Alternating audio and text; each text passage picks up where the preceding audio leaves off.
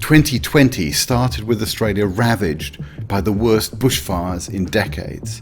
By the time they were over, nearly 50 million hectares had been destroyed, the equivalent of New York, New Jersey and New Hampshire combined. Since then, we've had a record heat wave in Siberia, creating huge wildfires and destruction of permafrost. In China, we've seen extensive flooding in many cities, and flooding along the Yangtze River is the highest for nearly 60 years. Closer to home, for some of our regular guests, the US experienced its hottest May ever.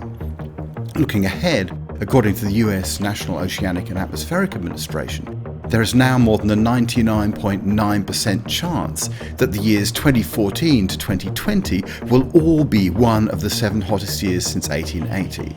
In the far north, Arctic ice is melting faster this year than we've seen at any time since 1979, when the current records began. Meanwhile, melting ice and thermal expansion of our oceans means that sea levels are rising. According to the Smithsonian Institute, sea levels are now rising at about 3 millimeters a year.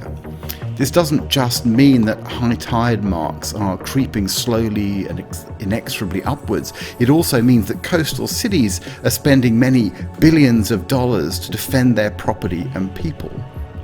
Let's just take a step back for a moment. Over the last century, there has been extensive urbanization in many countries. Today, about 55% of the world's population, some 4.3 billion people, live in cities. By 2050, according to UN projections, this is expected to increase to about 6 billion people. Many of these cities are located on the coast, often on river estuaries, and some are particularly exposed to sea level rise. And this risk is accentuated by growing storm activity, also linked to climate change. As one example, when Hurricane Sandy struck New York in 2012, coastal floods impacted an estimated 90,000 buildings. 2 million people lost power, and the overall cost of damage and disrupted commercial activity was over $19 billion. So this isn't a medium to long-term problem, it's a problem for right now.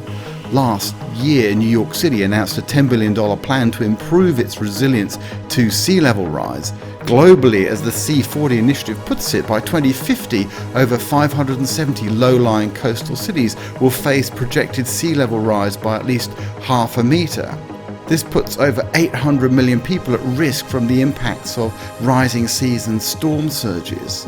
The global economic costs to cities from rising seas and flooding could amount to $1 trillion by mid-century. So what can we do to address these challenges? How can cities act to make themselves more resilient? How can they prioritise between grey infrastructure, green infrastructure and behavioural change? And how can these initiatives be funded? What are the lessons for other communities that live close to the sea? As we explore these questions, we'd like this to be as interactive as we and you can make it. So as we count down to the hour, please take a moment to introduce yourself and your particular interests using the chat function at the bottom of the screen. And please do ask questions. If you use the Q&A function, it's easier for us to keep track of them, and we will do our level best to answer them.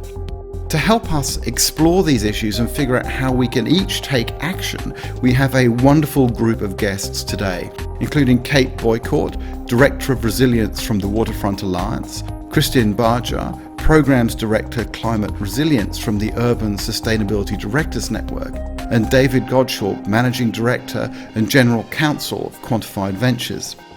We also welcome back guest host and climate finance strategist Lucia Pullman to guide us through the discussion. Thanks also to our producer Nick Gower for making sure that everything works as seamlessly as possible. And thank you to our ongoing sponsors Pottinger and Hip Investor for their support in bringing ESGX live to you.